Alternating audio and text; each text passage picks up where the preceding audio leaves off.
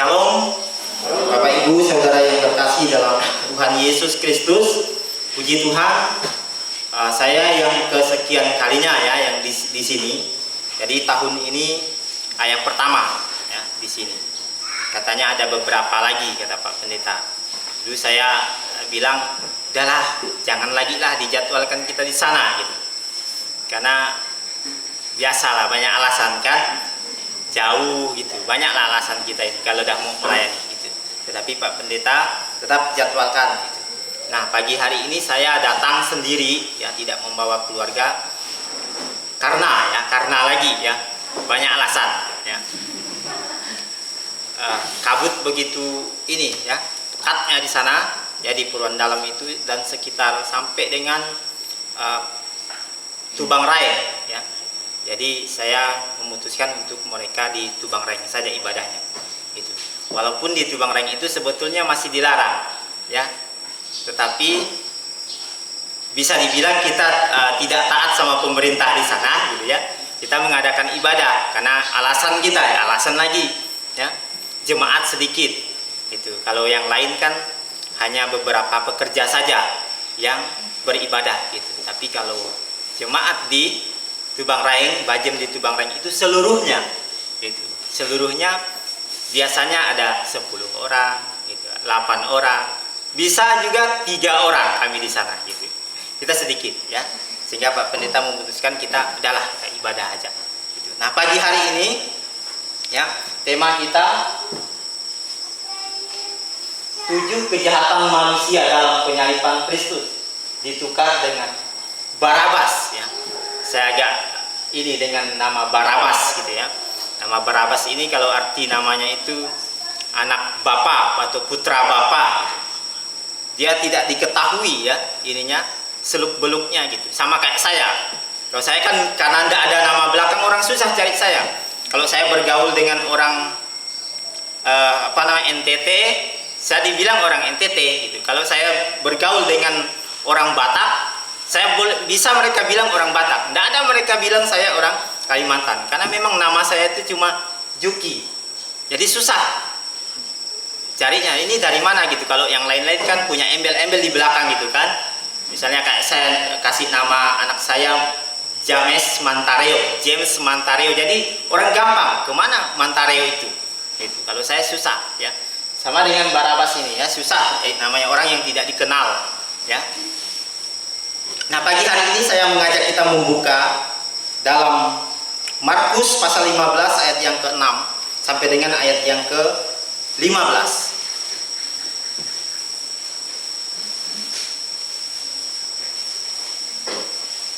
Markus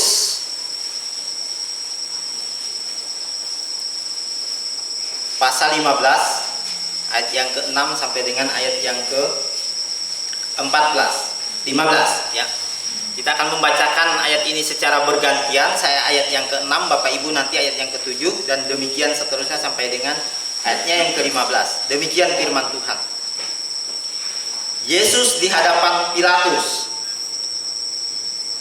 Telah menjadi kebiasaan untuk membebaskan satu orang hukuman pada tiap-tiap hari raya itu menurut permintaan orang banyak.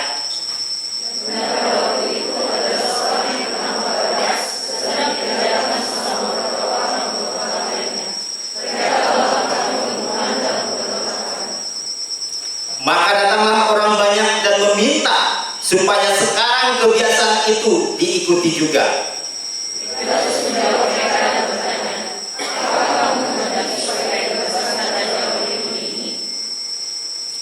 Ia memang mengetahui bahwa imam-imam kepala telah menyerahkan Yesus karena dengki.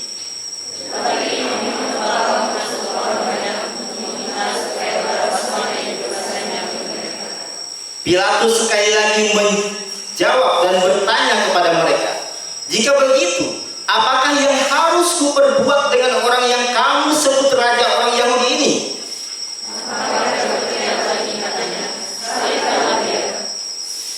Lalu Pilatus berkata kepada mereka, "Tetapi kejahatan apakah yang telah dilakukannya?" Namun mereka makin keras berteriak, "Salibkanlah dia."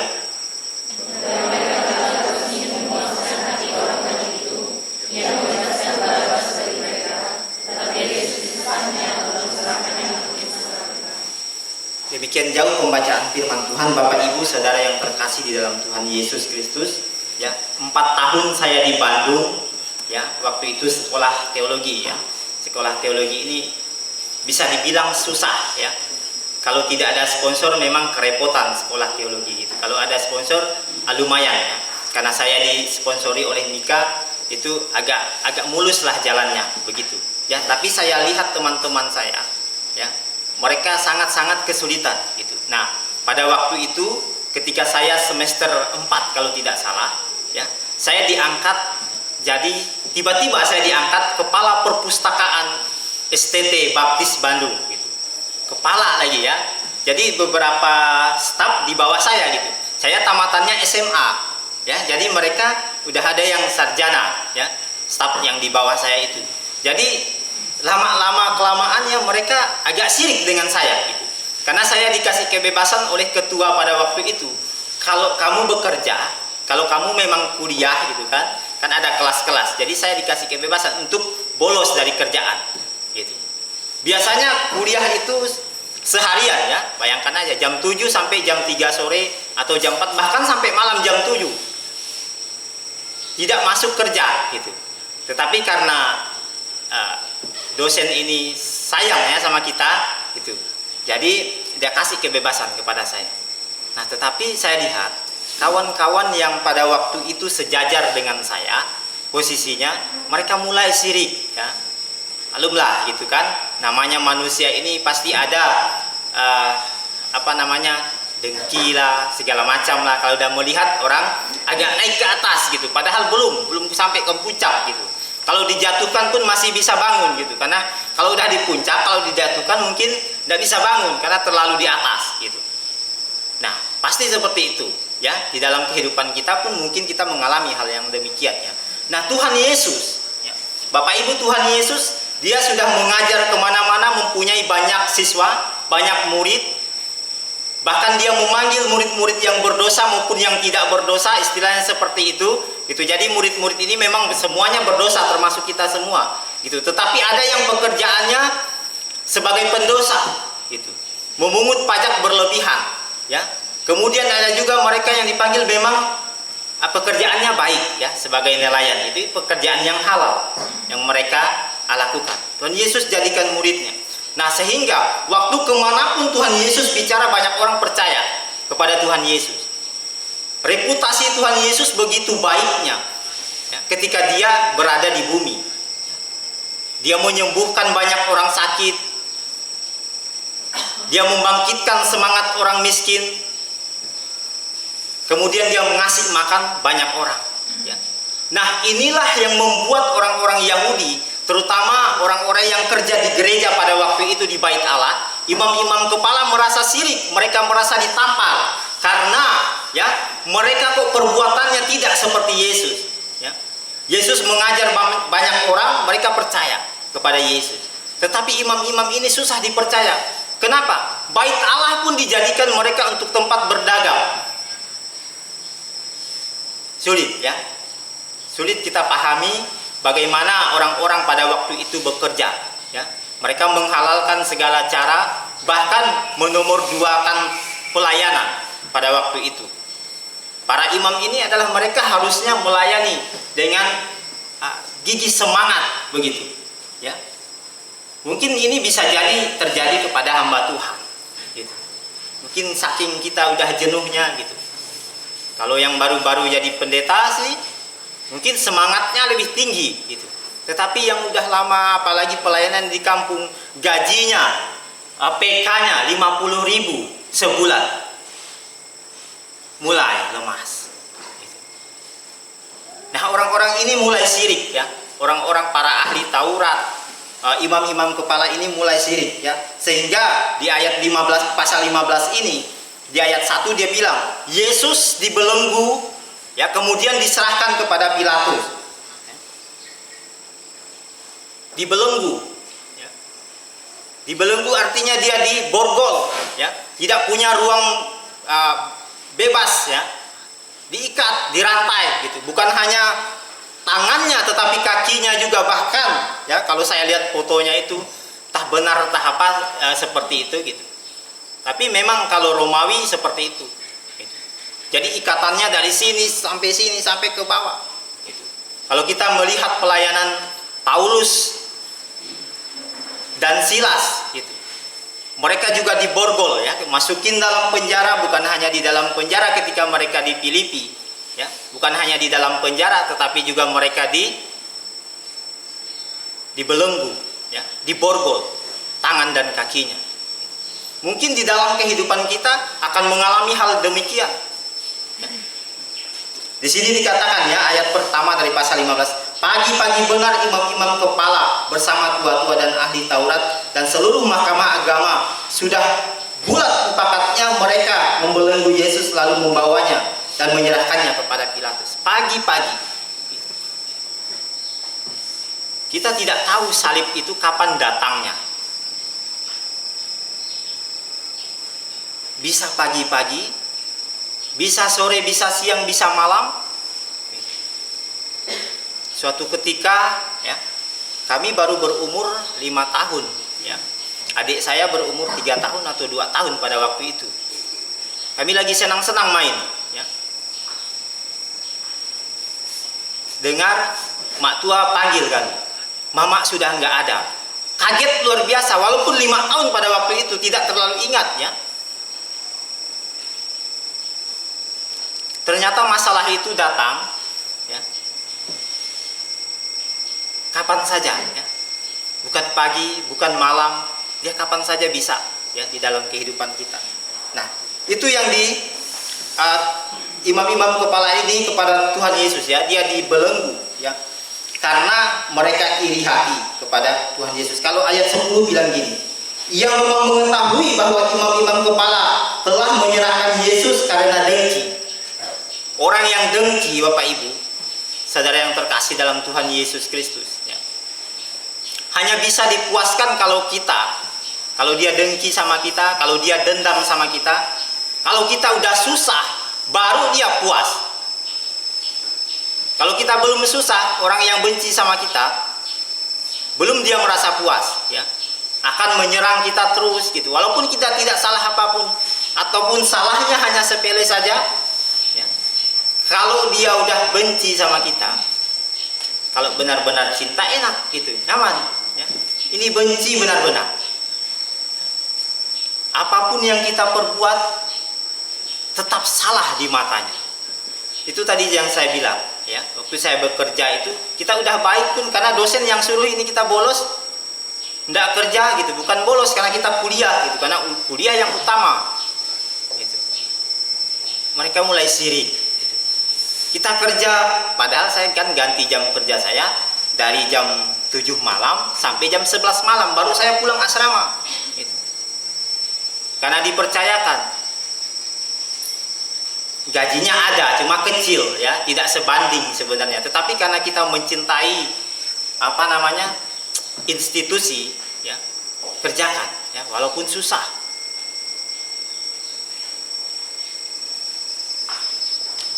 Nah, kemudian dibilang di ayat 6 ini, telah menjadi kebiasaan untuk membebaskan satu orang hukuman pada tiap-tiap hari raya untuk menurut permintaan orang banyak. Jadi di Israel pada waktu itu, ya, ada satu tradisi.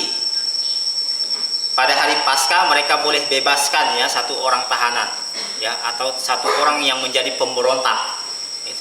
Jadi mereka boleh bebaskan atas permintaan siapa? Atas permintaan orang banyak, orang yang ada di situ. Karena mereka pada hari raya itu mereka berkumpul, ya, di situ. Jadi mereka minta bebaskan satu orang. Itu yang mereka tuntut setiap hari raya. Gitu. Nah, kemudian pada waktu itu mereka minta, dan pada waktu itu adalah seorang yang bernama Barnabas sedang dipenjarakan bersama beberapa orang pemberontak lainnya. Mereka telah melakukan pembunuhan dan pemberontakan, ya. Pada waktu Israel dikuasai oleh orang-orang Romawi, ya. Jadi orang Israel ini, orang-orang Yahudi itu membentuk suatu kelompok-kelompok, ya. Jadi mereka membentuk suatu kelompok-kelompok karena mereka tidak setuju dengan pemerintahan yang menyerang mereka sekarang ini. pemerintahan Romawi. Gitu. Akhirnya mereka ingin memberontak. Makanya ada satu golongan namanya Farisi, gitu. Kemudian ada juga Saduki, kemudian ada juga kelompok yang ekstrim, ya, radikal, kelompoknya Zelot. Kelompok Zelot ini mereka secara radikal membela bahwa Taurat itu yang paling benar, yang paling berkuasa, sehingga tidak boleh orang-orang Romawi, ya, membawa budaya mereka kepada orang Yahudi, kepada orang Yahudi, ya. Nah, sehingga, ya, Barabas ini kemungkinan dia golongan Zelot, ya, orang yang radikal, ya, melawan pemerintahan Romawi pada waktu itu. Ya, kemungkinan dia dari kelompok itu, gitu. Karena dibilang, ya, dia ini adalah seorang pembunuh dalam pemberontakan. Karena Zelot, orang Zelot itu mereka memberontak terhadap orang Romawi pada waktu itu. Jadi kemungkinan besar dia adalah kelompok itu. Tapi juga tidak jelas, ya, apakah kelompok itu atau bukan. Makanya dibilangin bersama dengan penjahat-penjahat lainnya. Lalu imam-imam, ayat yang ke-7, ke-8 bilang gini, maka datanglah orang banyak meminta supaya sekarang kebiasaan itu diikuti juga. Ya. Jadi kebiasaan membebaskan orang itu udah biasa, ya. Zamannya Pontius Pilatus, kemudian sebelum-sebelumnya. Jadi setiap hari raya itu orang dibebaskan. Gitu. Nah, pada waktu itu di hadapan mereka tampil seorang Barabas, ya, yang kita tidak tahu siapa dia. Gitu.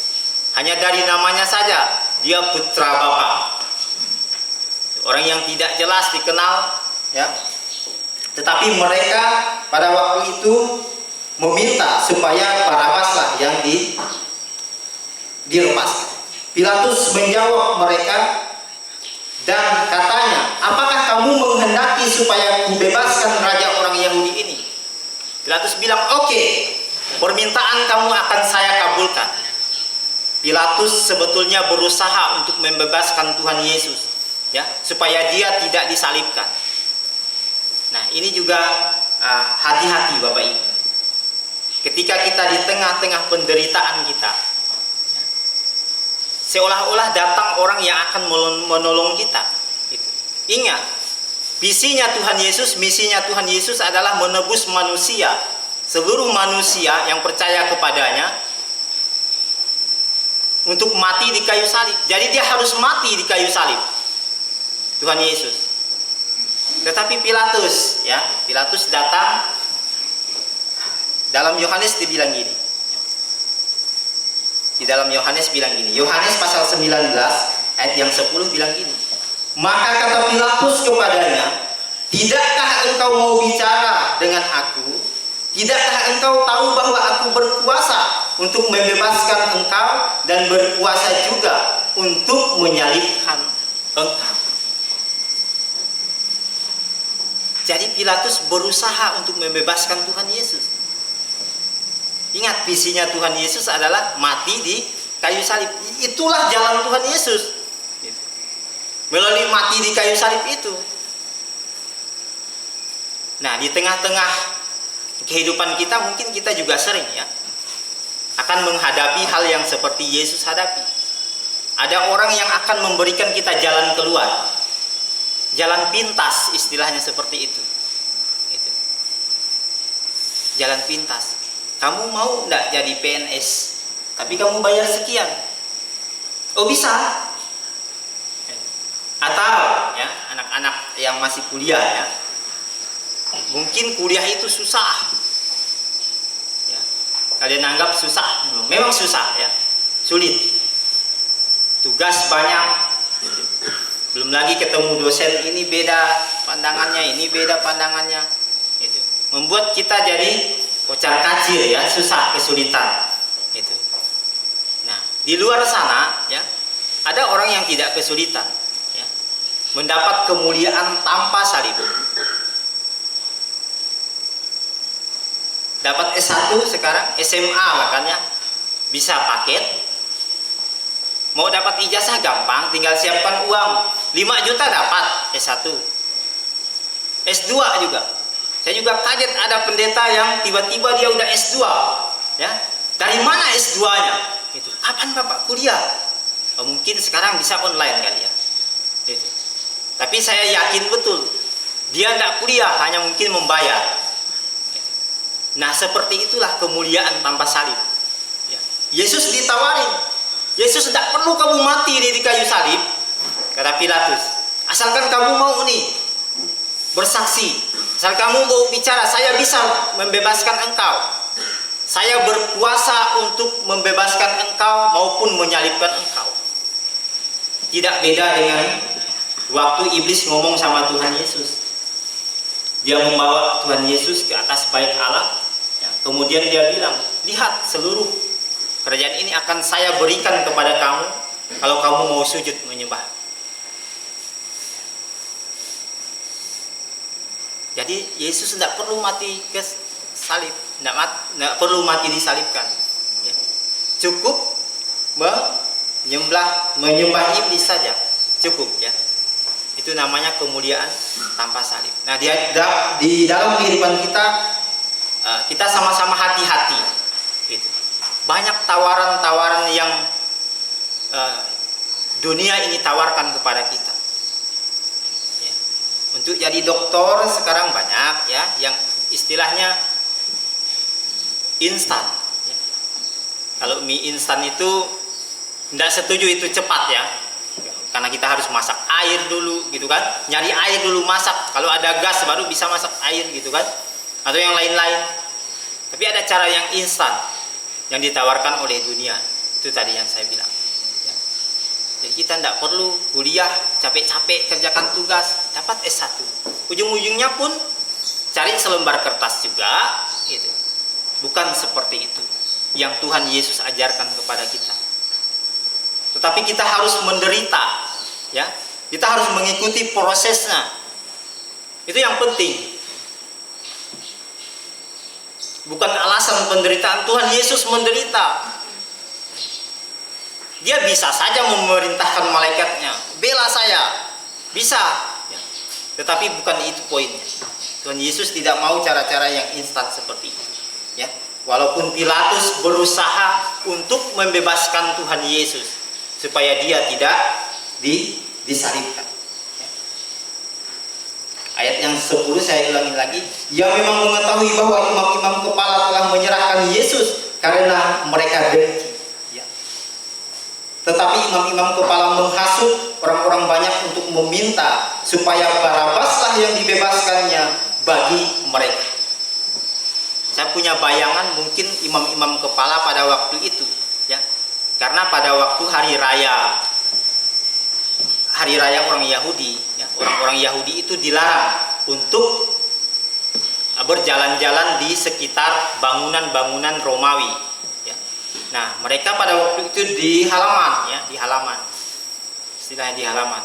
Jadi mereka ahli-ahli Taurat ini, imam-imam kepala itu mungkin mereka berkumpul, ya, satu kelompok, istilahnya seperti itu. Tetapi orang banyak mulai datang nih. Ya, mereka mulai ketakutan. Kenapa ketakutan? Ya, orang-orang ini kan Yesus pernah mengajar mereka, siapa tahu ya orang-orang ini pernah mengiyakan Tuhan Yesus, mereka mendengarkan pengajarannya lalu percaya kepada Tuhan Yesus. Gitu. Mulai berdatangan karena hari raya. Ya. Nah, akhirnya mereka orang-orang imam kepala ini, kalau mereka udah jahat itu, kalau orang udah jahat itu, segala cara dilakukan. Mereka melakukan serangan pajar. Kalau sekarang serangan pajar pakai duit, ya. Saya dengar kemarin pemilihan BPD di kampung saya, ya, ada yang habis 8 juta, 9 juta, 10 juta. Habis pakai serangan pajar baru bisa menang. Nah, imam-imam kepala ini sudah melakukannya, mereka berpencar, ya, walaupun mungkin tidak pakai uang, ya. Kita tidak tahu, tidak dijelaskan di situ, tapi mereka menghasut, ya. Ayo dipanas-panasin, apalagi, ya. Mungkin jam 10, jam 11 itu mulai panas, ya. Orang kalau dipanasin makin bergairah untuk dipanasin, gitu. karena telinga udah mulai panas, ya, muka udah mulai merah, kena panas matahari, mereka dipanas-panasnya. Ayo, ya, kalian minta harus Barabas yang dibebaskan. Pemberontak itu yang dibebaskan. Kenapa? Karena dia mungkin akan menjadi raja kita. Dia ini adalah kelompok yang melawan orang Romawi. Ya. Mereka sangat setuju itu. Ya. Kenapa? Karena tujuan mereka memang, ya, mereka menantikan raja yang bisa membela mereka. Gitu. Istilahnya Barabas ini bisa dibilang EPI lah, istilahnya seperti itu. Front Pembela Israel. Bukan pembela Islam, tapi pembela Israel. Gitu.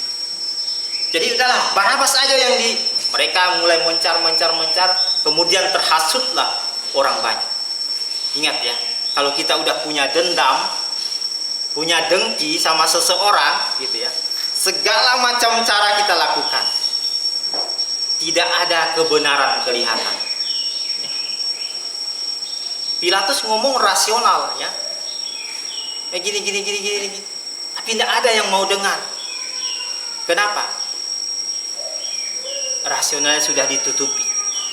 Mereka tidak melihat lagi yang namanya kebenaran. Makanya hati-hati. Kita semua, ya, saya termasuk. Hati-hati dengan kedengkian kepada orang lain, kepada siapa saja. Kita bisa membenci orang bermacam-macam cara yang kita lakukan, ya, untuk membenci orang. Pilatus sekali lagi menjawab dan bertanya kepada mereka, jika begitu, apakah yang harus kuperbuat dengan orang yang kamu sebut raja orang Yahudi ini? Ya.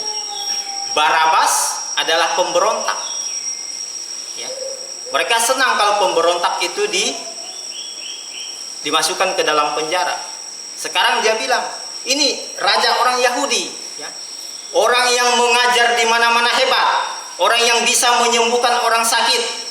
Ya. Orang yang bisa memberi orang makan, ribuan orang bisa dikasih makan. Ini kasih pilihan. Mereka betul-betul buta dengan kebenaran, ya. Mereka betul-betul tidak lagi mau tahu hal itu, ya. Karena dengkinya mereka kepada Yesus, ya. Maka mereka berteriak lagi, katanya, salibkan dia, menandakan dia penjahat, ya. Ada satu. Lalu Pilatus berkata kepada mereka, tetapi kejahatan apakah yang telah dilakukannya terhadap kalian? Kejahatan apa? Pertanyaannya seperti itu. Jawabannya begini, namun mereka makin keras berteriak, salibkan dia. Orang yang bisa disalib itu adalah pemberontak. Orang yang bisa disalib itu adalah orang yang menghasut tidak bayar pajak kepada orang Romawi. Orang yang bisa disalibkan itu adalah orang yang membenci orang-orang Romawi. Mereka penjahat, pembunuh. Itu yang bisa disalibkan. Yesus disamakan dengan orang-orang ini, penjahat-penjahat ini. Ya. Salibkan dia artinya apa? Yesus disamakan seperti penjahat, seperti orang berdosa yang harus disalibkan, yang harus disesat. Ya. Nah, karena mereka ini tidak puas, ya, akhirnya Pilatus ambil kebijakan dan oleh karena Pilatus ingin memuaskan hati, ternyata itu, ya. Jadi kalau orang yang dengki, dendam itu harus dipuaskan hatinya dulu. Makanya saya bilang, kalau kita udah mereka benci sama kita, kalau kita udah menderita, baru mereka puas. Kalau kita belum menderita, ya, dibuatnya atau karena hal lain, ya, belum dia puas. Harus dipuaskan dulu, ya. Pilatus mengerti betul, ya. Dia paham sebenarnya tentang, dia tahu sebenarnya Tuhan Yesus itu benar, gitu. Apalagi istrinya, ya, dia mengirimkan pesan, ya, bahwa Yesus ini adalah orang benar. Dia bermimpi, gitu.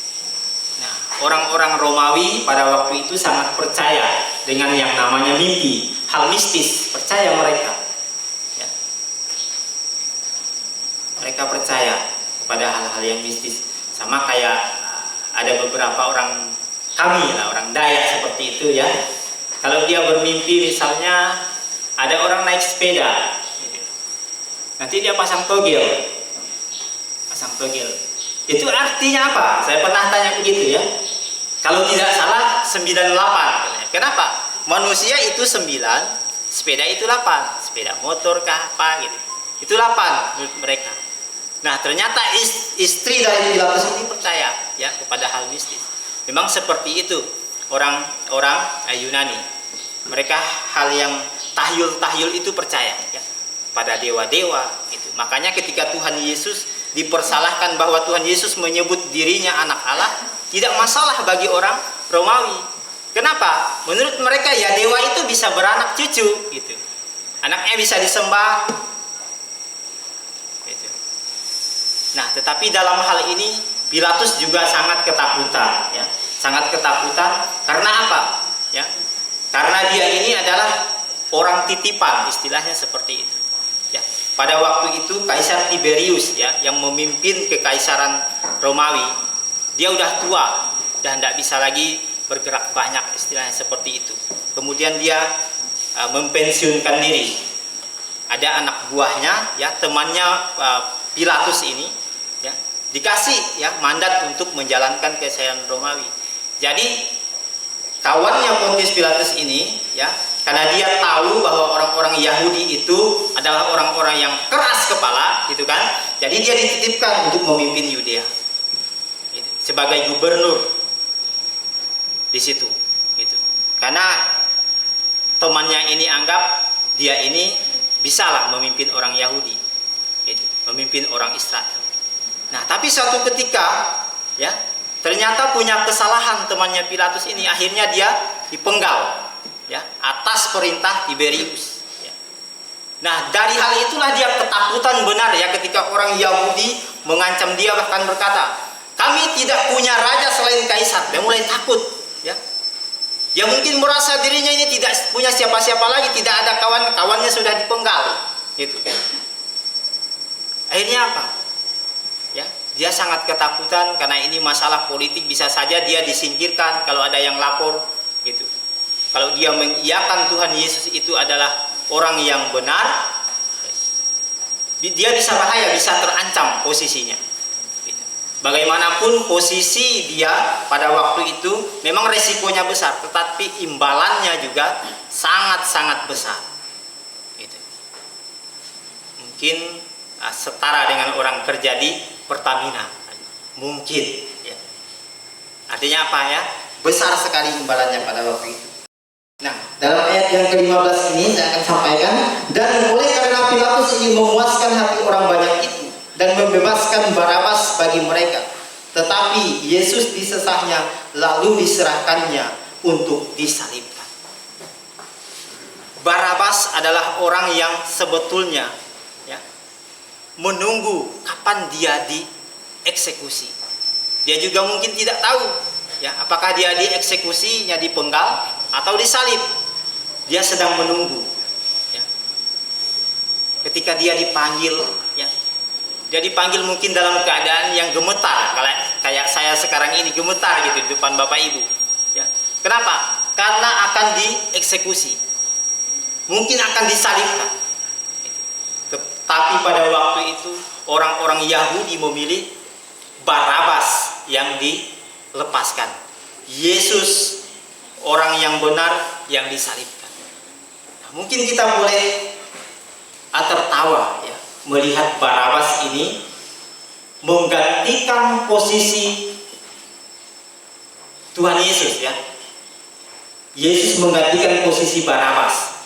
Dia adalah seorang penjahat, dia adalah seorang pembunuh, dia adalah seorang penyanyi ya. Dia pemberontak terhadap orang Romawi. Ini adalah satu simbolis ya. Ketika saya dan Bapak Ibu berdosa ya.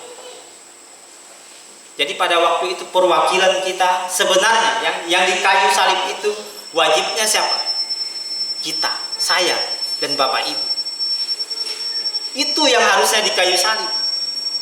Tetapi Yesus yang menggantikan posisi kita di kayu salib. Seluruh dosa kita ditimpakan kepada Tuhan Yesus, seluruh kesalahan kita ya ditimpakan kepada Tuhan Yesus. Nah, oleh karena itu Bapak Ibu, posisi kita sama seperti Barabas. Kita orang yang tidak dikenal ya. Kita bukan siapa-siapanya Tuhan ya, tetapi diangkat menjadi anaknya, menjadi ahli waris dalam kerajaan surga. Itu hal yang luar biasa. Kita membuka di dalam Yesaya bilang gini ya. Yesaya 53 ayat 4 bilang gini. Tetapi sesungguhnya, ayat 4 ya, Yesaya 53 ayat 4 bilang gini. Tetapi sesungguhnya penyakit kitalah yang ditanggungnya dan kesengsaraan kita yang dipikulnya, padahal kita mengira dia kena tulah, dipukul dan ditindas Allah, tetapi dia tertikam oleh karena pemberontakan kita, dan dia diremukkan oleh karena kejahatan kita. Ayat 6 ya, saya mulai dari kata tetapi Tuhan telah menimpakan kepadanya kejahatan kita sekalian, tetapi dia membiarkan dirinya ditindas. Sebagai simbol pada waktu itu ya, Barabas sebagai simbol kita ya. Dia perwakilan kita ya. Kita adalah pemberontak yang dimaksud. Kita adalah pendosa yang dimaksudkan. Bukan hanya yang di dalam penjara pada waktu itu, tetapi yang berdiri di sini pun, dan Bapak Ibu semua ya. Dan Barabas sebagai simbolisnya ya. Saya ingat betul ketika ya, pada waktu itu anak-anak SMA mau diwisuda di sini. Mereka protes ya, karena ya tahun keberapa itu secara simbolis saja gitu. Biasanya kan maju gitu kan. Kalau angkatan kami dulu maju ya, keren ya, berfoto lagi di depan. Nah, angkatan mereka ya hanya satu orang gitu. Biasanya yang dipilih ya, biasanya yang paling cerdas gitu kan. Biasanya ya yang berdiri di depan sebagai simbolis kelulusan itu. Mereka protes ya. Padahal mereka pun sama, mereka lulus juga gitu. Nah, mari Bapak Ibu, kita di dalam suasana Paskah ini kita merenungkan ya, sebegitu besarnya kesalahan kita ya. Bukan hanya Barabas, tetapi kita juga ya, orang yang harus bertanggung jawab dengan dosa kita. Karena Tuhan Yesus sudah bebaskan kita dari situ. Makanya kita harus bertanggung jawab kepada Tuhan. Melayani Tuhan, ya setia kepada Tuhan. Taat kepada Tuhan seumur hidup kita.